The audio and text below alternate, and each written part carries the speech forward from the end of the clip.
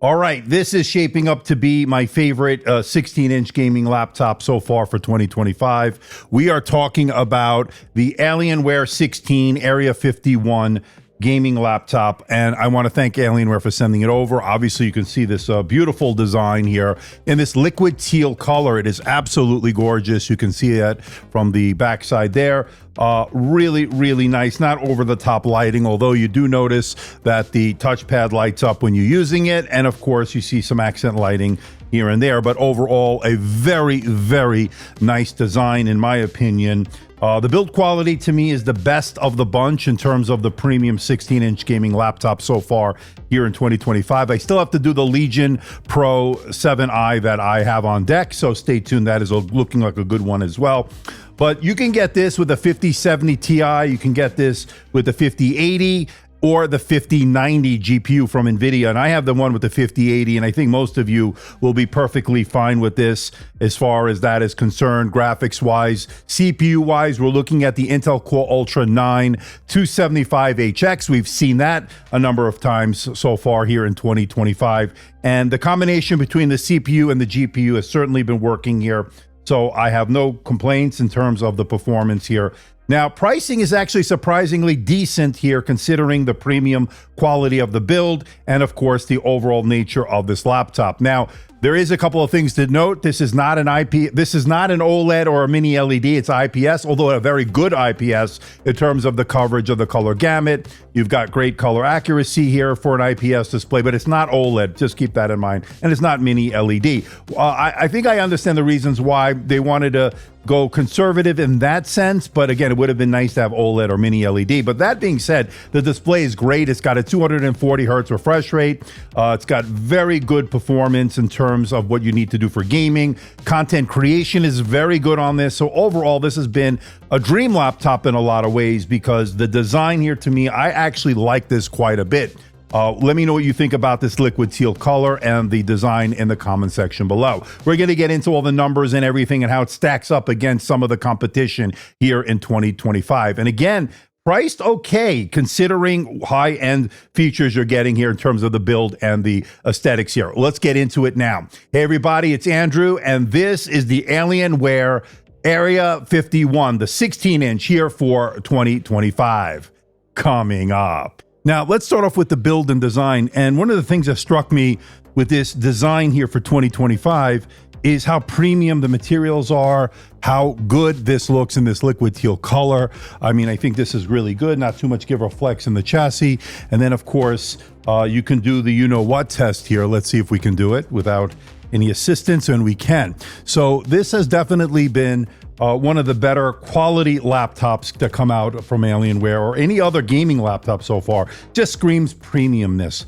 And that is the one thing that really strikes me as I first use this. And as far as the weight, you know, it has some heft to it, but it's not overly heavy. It's not overly bulky. It's a 16-inch laptop that you can definitely portable enough to take with you on the go. Although more room to room than a lot of travel with it, but it's possible. You can definitely do it. It's definitely portable in that sense, but you know, it does have a little bit of heft. Let's get to the weight right now. And with just the unit alone, 3.282 kilograms, and that is 7 pounds, 3.8 ounces. Let me move it back a little bit so you can see. So 7.38 ounces, and again, back into kilograms, 3.283 kilograms. And that is for just the unit alone. I'm not going to put the power cord, it's plugged in, but just add a little bit of weight to that. So this brings it to 4.221 kilograms, and that is, let's see, in pounds, that's going to be 9 pounds, 4.9 ounces. So you're pushing almost 10 pounds with a total travel weight. Now, in order to get inside this, you have to loosen these captive screws on the bottom there, and then remove the 4 screws, one here, one there, one there, for a total of 8 Phillips screws, for those wondering. Now, you can use a guitar pick, spudger, or pry tool to lift off the bottom plate when you've done that. All right, now when it comes to user upgradability, 2 RAM slots there, of course.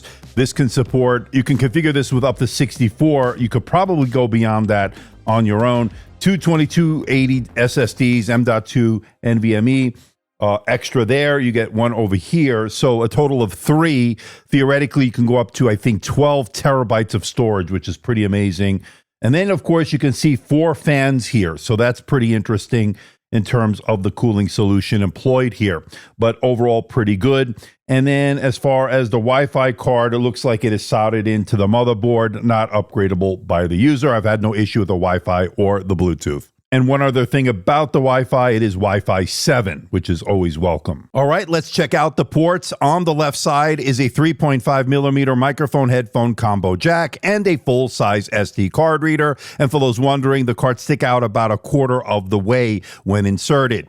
Now, on the back, you get 2 USB Type-A 3.2 Gen 1 ports. That's 5 gigabits per second. And you get 1 USB Type-A 3.2 Gen 1, which is 5 gigabits per second. It also supports power share technology, 2 Thunderbolt 5 ports, so that's welcome, of course, they are full function, and an HDMI 2.1 to round out the ports. And I would say overall an excellent port selection. I like the fact that the majority of the ports are on the back, out of the way, making it more convenient and less clutter in terms of wires. That's really good.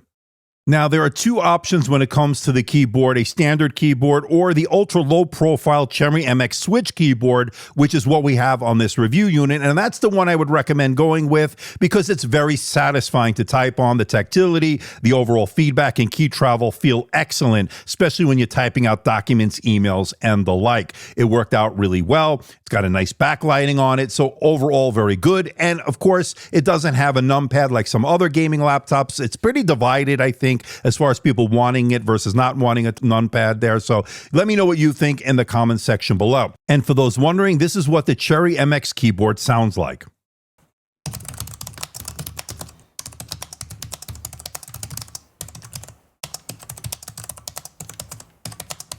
Now, it does have a nicely sized touchpad here. It does light up in blue, as you can see, and it really is more for aesthetics. Of course, you could turn that off in the settings. Scrolling, doing all the gestures worked out very well. No issue with the input on this unit. Now, one thing I will say is it would have been nice to put in a haptic touchpad, but none of the others in this category have done that, so I'm not going to ding them too hard on not having a haptic touchpad here.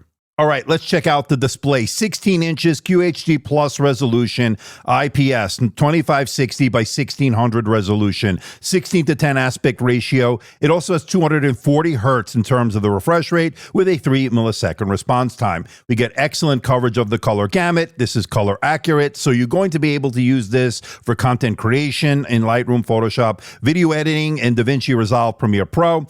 And then, of course, brightness is good here. I measured 572 nits.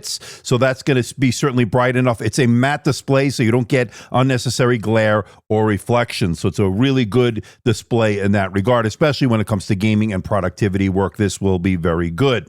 Now, as far as why they didn't go with an OLED or mini LED, I really don't know the decision behind that, but I will say that when it comes to IPS displays, Dell and Alienware does an excellent job here, so I don't have any real complaints there. And if you're going to get a little bit more battery life, maybe, that might be worth it. We'll see. We'll check out battery in a little bit. Now, let's talk performance here, and this is running the Intel Core Ultra 9 275HX, and it has the NVIDIA RTX 5080. Now, when it comes to the single and multi-core performance, and as you can see, very good. Obviously, this is going to compete with the others in this category. And as far as the graphics, as you can see, the 3D Mark, Time Spy, Firestrike, and Wildlife Extreme scores, they certainly hold its own with the 5080. Of course, you can get this with the 5090 and the top of the line, and of course, a 5070 Ti is an entry-level model in this range. Now, I would recommend going with the 5080. I think, to me, that is the sweet spot here, and that is the one I would go with.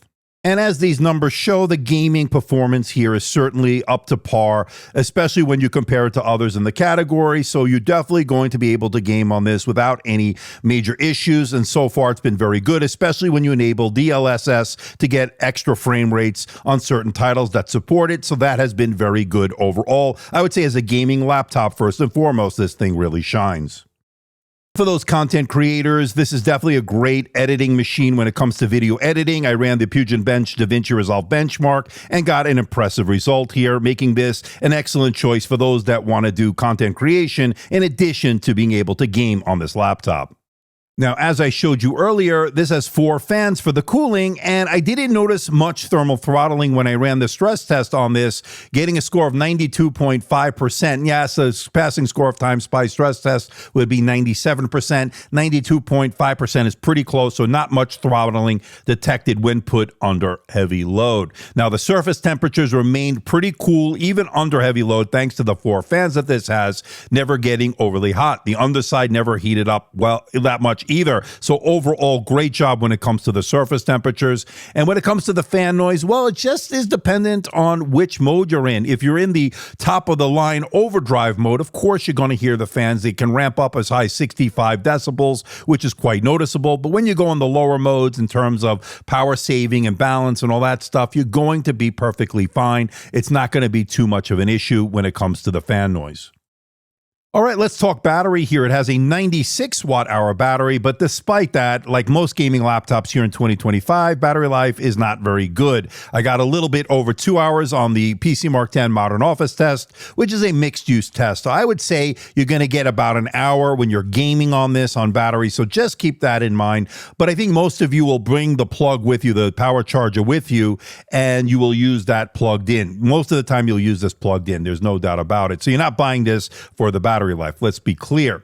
That being said, they do supply you with a 360 watt power charger. And of course, it does use that barrel pin connection that connects to the back of the unit. So overall, battery is not why you're buying this. And really, it's not very good. Let's be honest. Now, this has a 4K IR webcam option, which is something pretty unusual in the category. And I got to say, they did a great job when it comes to the video and the audio. Let's give it a look and a listen. All right, we have a 4K camera here. Yeah, 4K is an option, and it is definitely looking good in terms of the video quality. It is an IR camera. That means you can log in with face recognition with Windows Hello. It is also has all the studio effects, right? So you got auto framing, eye contact, background effects here, standard blur, portrait blur. I think it looks really good. What do you think about it? Let me know. And most importantly, how does it sound in terms of the audio? Let me know in the comments section below.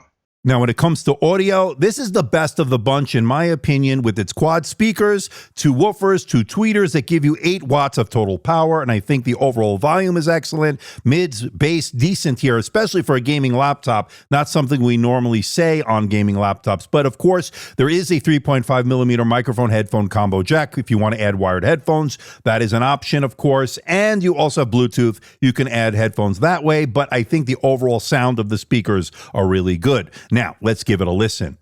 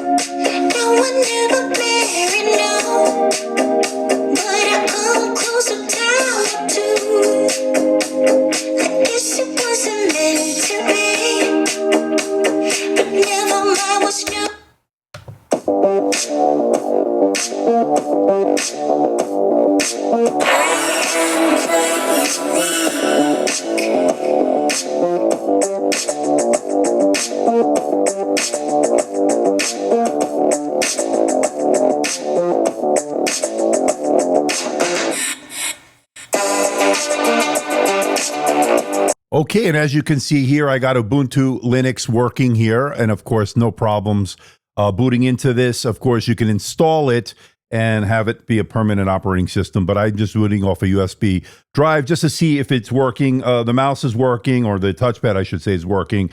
The camera seems to be working. Keyboard, Wi-Fi, Bluetooth, all seem to be working here. Let me test the camera here.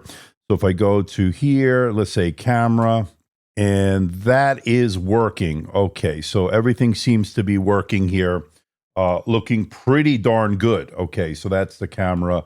And again, you can, have Firefox included here, but of course you can download whatever you like.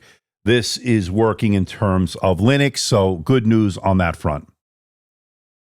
Okay, let's talk pricing here. And this has a pretty decent pricing compared to some of the competition. Actually, kind of surprising a little bit with Alienware, especially how premium this is, with a starting price of $2999.99. That gets you the RTX 5070 Ti. We have the one with the 5080. That one goes up to $3249.99. And then, of course, you could always go up to the 5090. But I think most people are going to be perfectly fine with the 5080. I think that's the sweet spot here.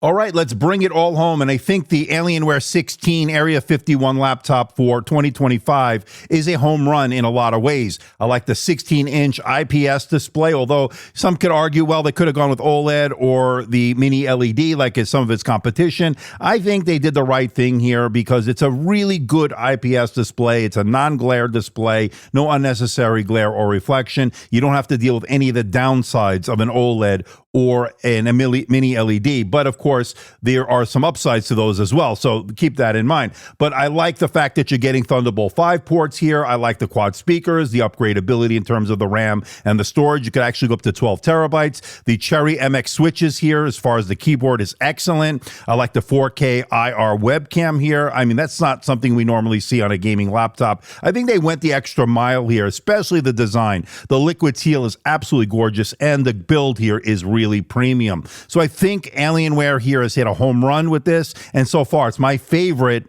of the bunch here as far as these 16-inch premium gaming laptops. But of course, I want to know what you think. Let me know in the comment section below. Now, keep in mind, I do have the Legion Pro 7i coming, so we'll see how that shapes up. But so far, this is my favorite. So please hit the like button, please subscribe, please share this video. Don't forget to leave a comment in that comment section below. Let me know how I'm doing. Let me know if there's anything you want me to review. And if you are a casual viewer of my content, why not hit that subscribe button? It doesn't cost you anything, and it helps support the channel. As we make our big push for 250,000 subscribers, the tremendous amount of growth here in 2025 is certainly humbling and very appreciative. So until next time, this is Andrew, and I'll see you in the next video.